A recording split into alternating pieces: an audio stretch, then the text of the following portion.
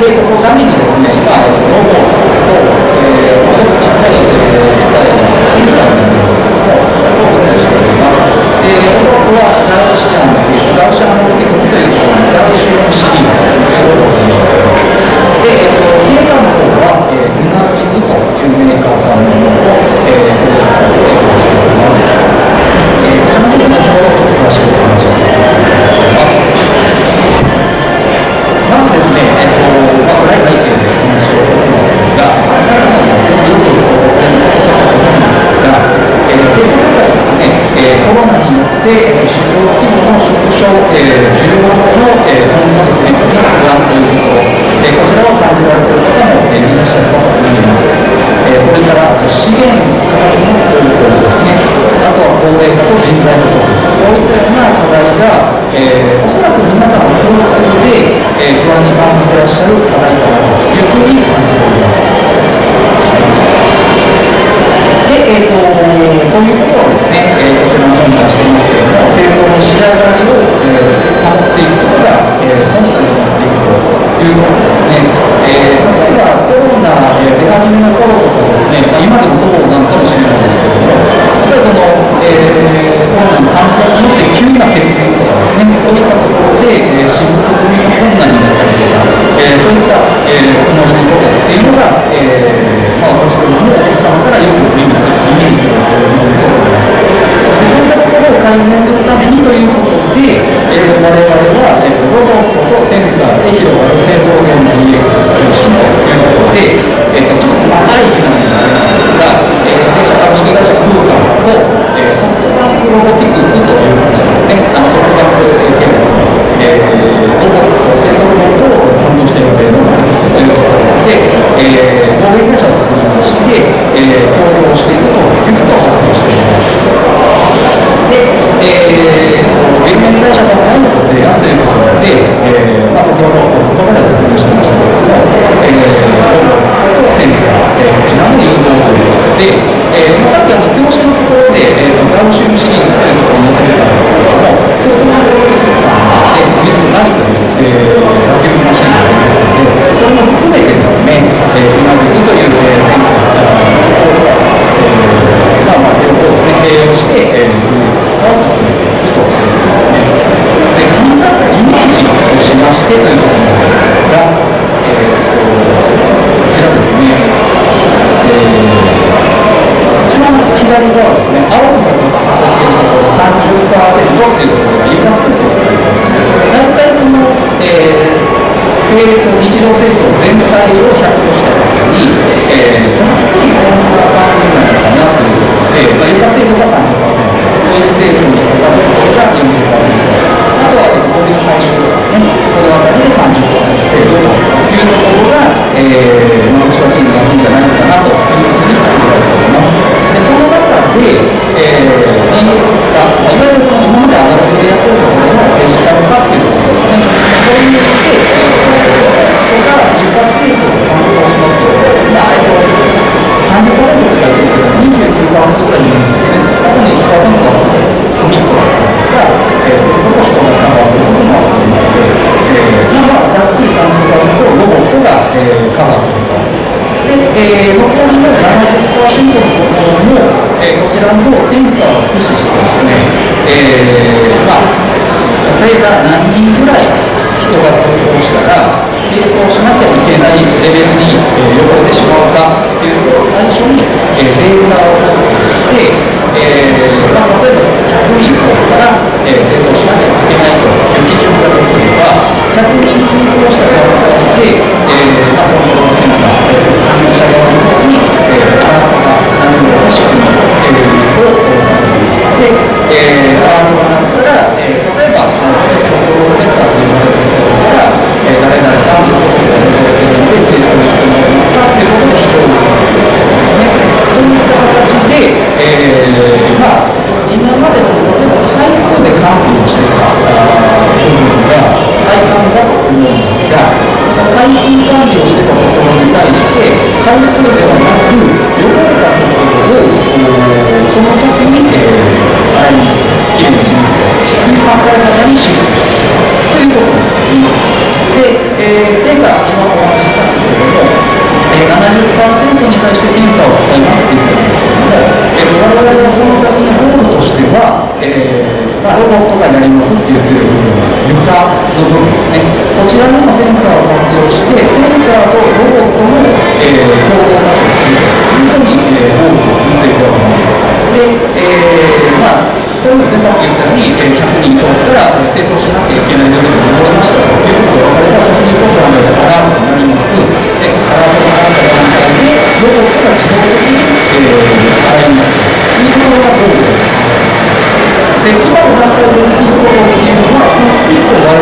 で、こちらのメーカーのロボット、ラウシングシリーズというロボットに関しては、アプリでダウンロードしたら、アプリから、ロボットをストップをするということで、今の内容でも、センサーを使って、洗わなきゃいけない基準さえできてしまえば、あとは、電力操作でロボットを動かすということも可能になっております。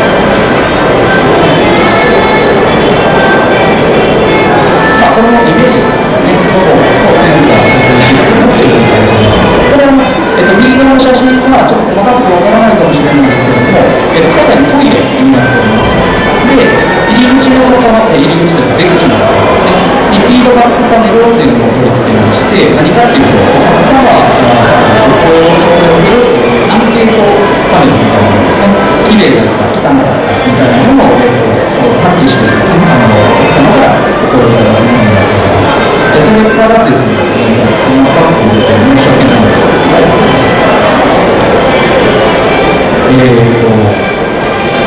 こちらがエアコミュニティセンサーということで、空気の状態を見るんですね。例えば、CO2、二酸化炭素だったりとか、周囲だったりとか、匂いだったりとか、いろんな空気の状態を、表示することができるセンサーですね。それからウェットネスセンサー。これはちょっと後ほど、ちょっと時間差で導入になるかと思うんですけど、ここから監視しているカメラでですね、部屋自体が濡れてる、濡れてないとかっていうのを監視するカメラですね。それからペーパータオルの残量を測るセンサーだったりとか、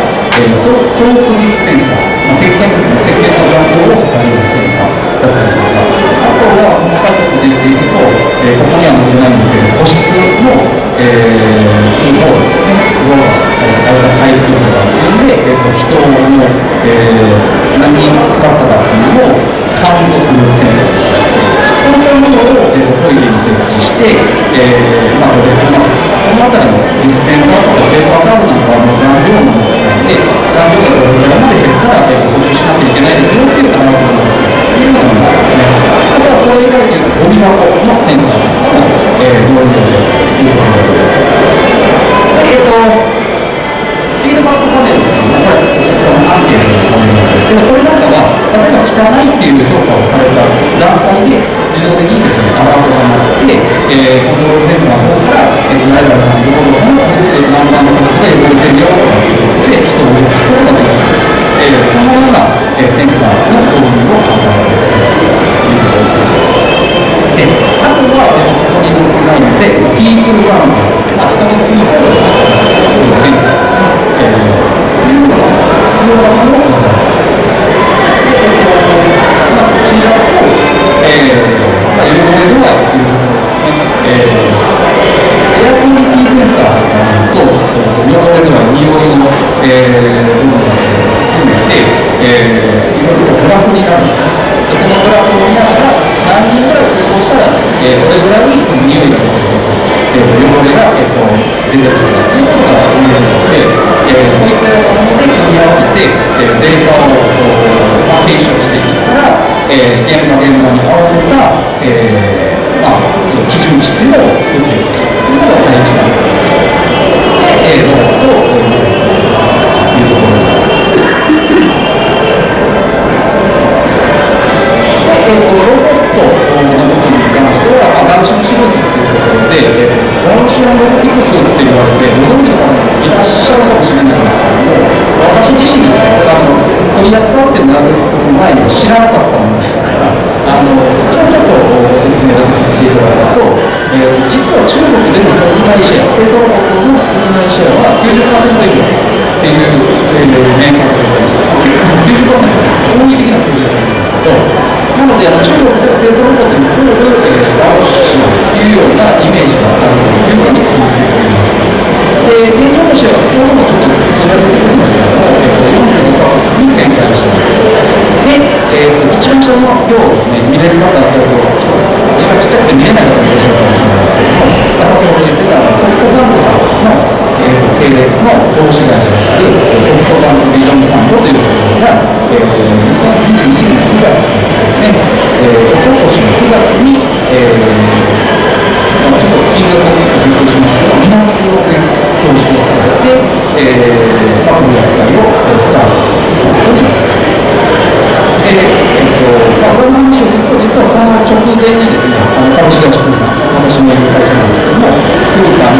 ガウシアンロボティクスと、日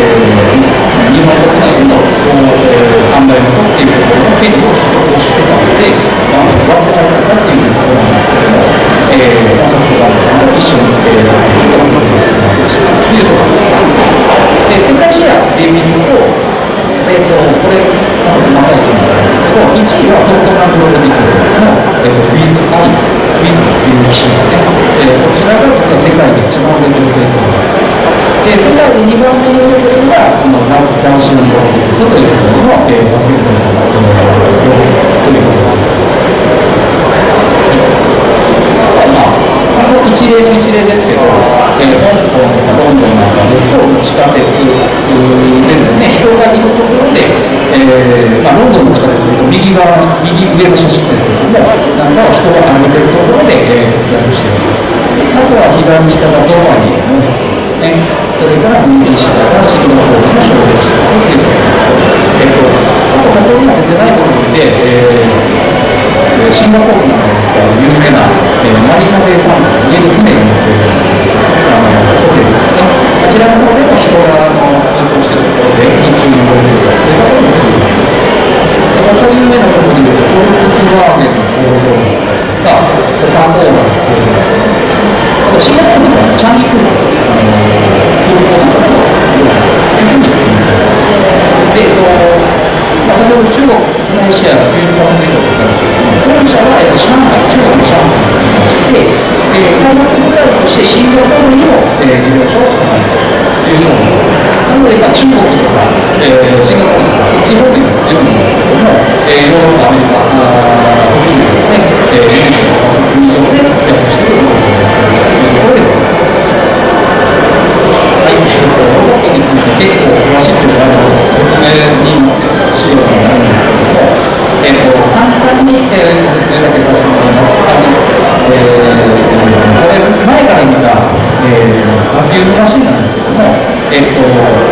こ1箇所と後ろ1箇所、3D カメラが搭載されています。これによって安全を保護しているということですね。で、この部分に、赤外線レーザーを出す、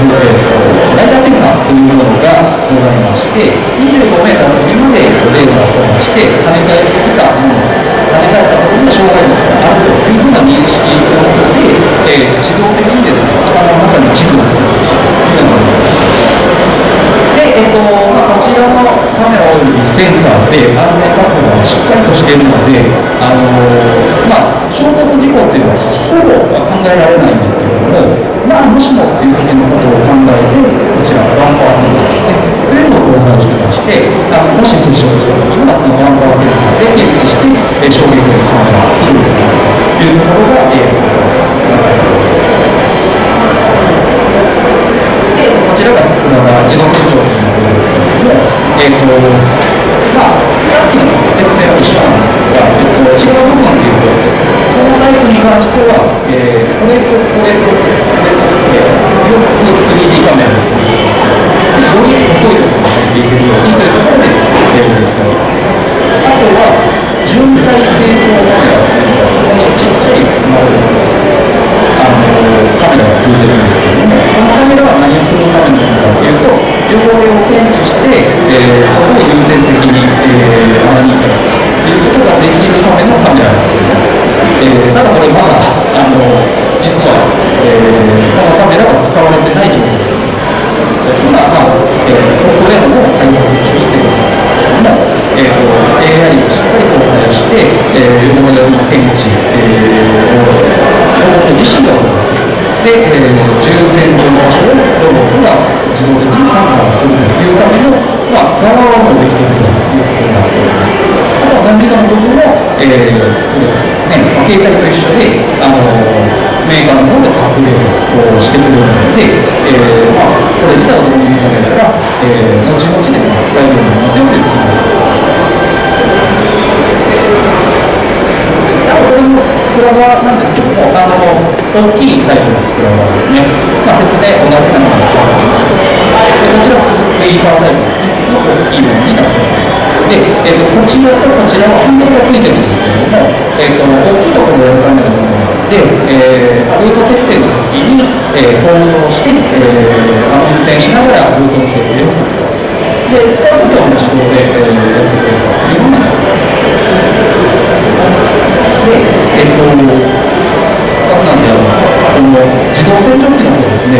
的な部分でございますので、ご説明させていただきたいと思います。これ実はそこらが路線状況を下から見た部分になります。で、この真ん中に大きいのがあったんです。これが、ブラシなんですけど、9インチのブラシが2つもついています。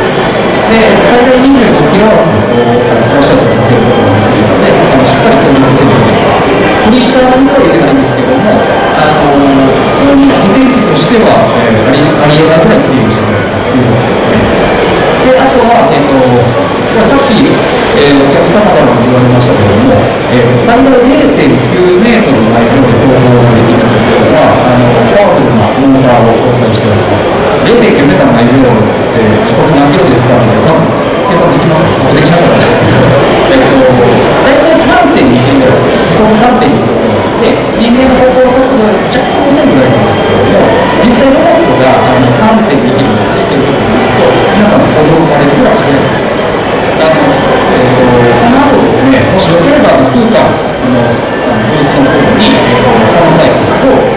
バキュームのちっちゃいタイプは同時してますので、ぜひ皆さん触っていただきたいというふうに考えています。で、あとすごい一番の特徴ですね、水循環フィルター付きタンクというものを搭載しております。で、5つのフィルターで、汚水を、ろ過することで、清水の方にリサイクルするというような機能がついています。で、これによって何が、特徴なのかというと、そうすることによって汚水タンクがちっちゃくて済むんです。なので、コンパクトからですけども、というところになります。あとは、70センチ幅の、スクイージーがついていて、スクイージーでしっかりと水をかき集めてバケにするという形なんですけれども、結構現場でデモとかさせていただくと、現場の、方にですね、よく言われるのは、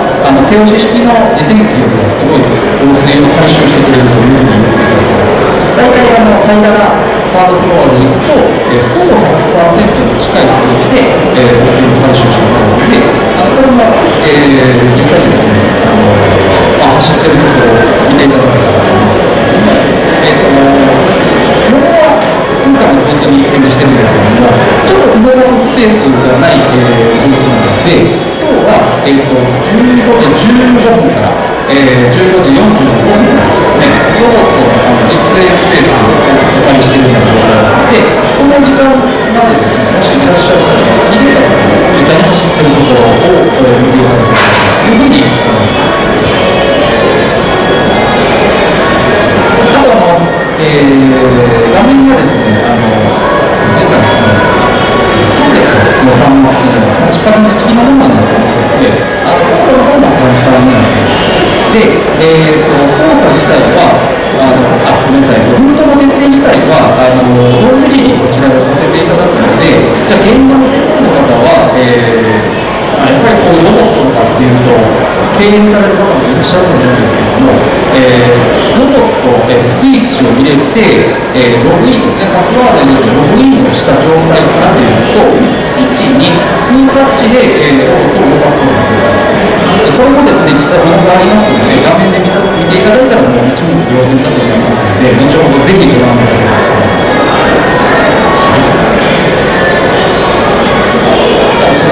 使用の方はですね、もしよければ、個別でご質問いただけたらなと思います。あと、病院清掃ロボットでいうと、なかなかご用意がない、ロボットが多いと思うんですけれども、自動充電器のご用意がございます。こちらになりますけれども、ご用意がございます。で、もう一つですね、ワーキングステーションというステーションもあるんですけども、これに関しては、自動充電とかですね、自動での給水が可能になっているステーションです。こういったものが、ございますので、例えば一晩中動かしたりとかいうときには、このチャージングステーションとワーキングステーションを導入いただければ、勝手にですね、充電がなくなれば、充電して、で、例えばルート清掃中であれば、その途中で止まったところまで戻してもらって、清掃を再開するということができます。国内でもですね、昨年、結構導入実績が一気に増えまして、40代以上ですかね、導入が増えていたということで、実績の方ですね、見ていくと、ハイ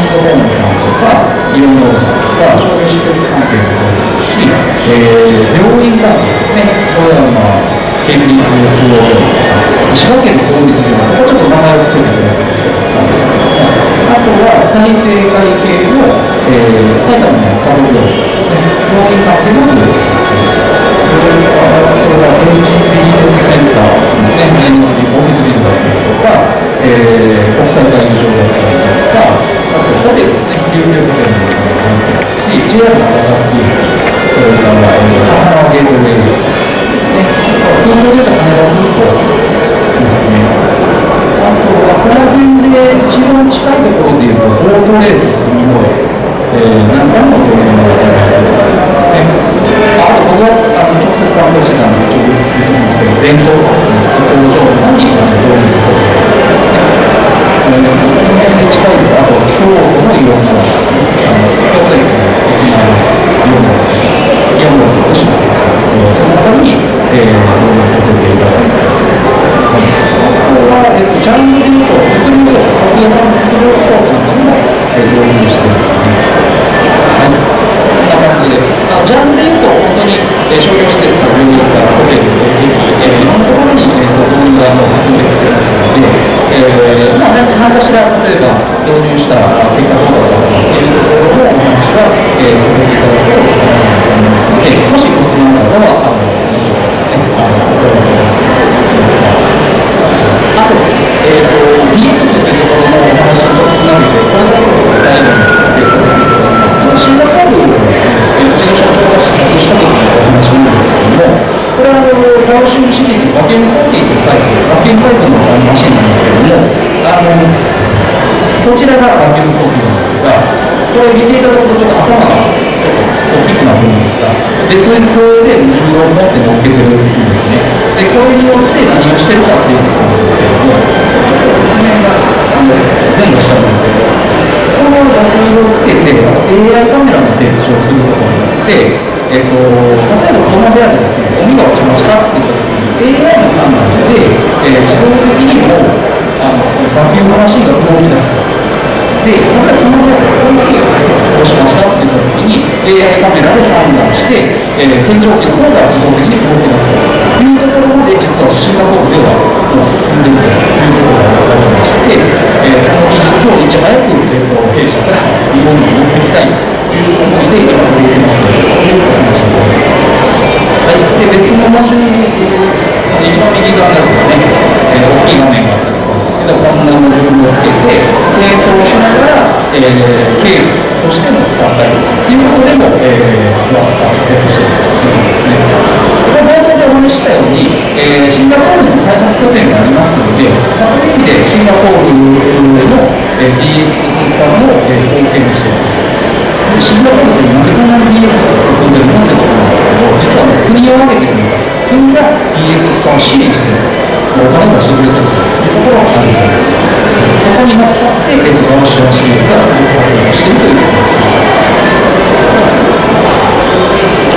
それを説明してもらったんですね。さっきのお風呂にサイクルするっていうのはですね、スクラブタイプ、水の使用量が、通常のマシンの約4分の1で済みますというところから CO2 の排出量も軽減しているというところが言えますので、これは SDGs の取り組みとしては6番の方角に分かるというところで考えておりますので、SDGs の取り組みに関してお考えのご参加者さんに関してはこちらにご参考になっていただけたらと思います。はい、ちょっと駆け足の話をさせていただきましたので、後ほどですね、いろいろご質問を受け付けますので、どうですね、読み止めていただけたらと思います。弊社はロボットだけとか、センサーだけとかっていうことで、DX 化ということでは考えずにですね、トータル的に、両方を組み合わせて、DX 化ということが、一番ですね、データにとっても、最適なというか、一番人の手を、軽減していくことができるんじゃないだろうかと考えておりまして、こういったものを扱いをスタートしております。ちなみにすみません、センサーの方はですね、現在、昨年の、記録年9万ヘラの研究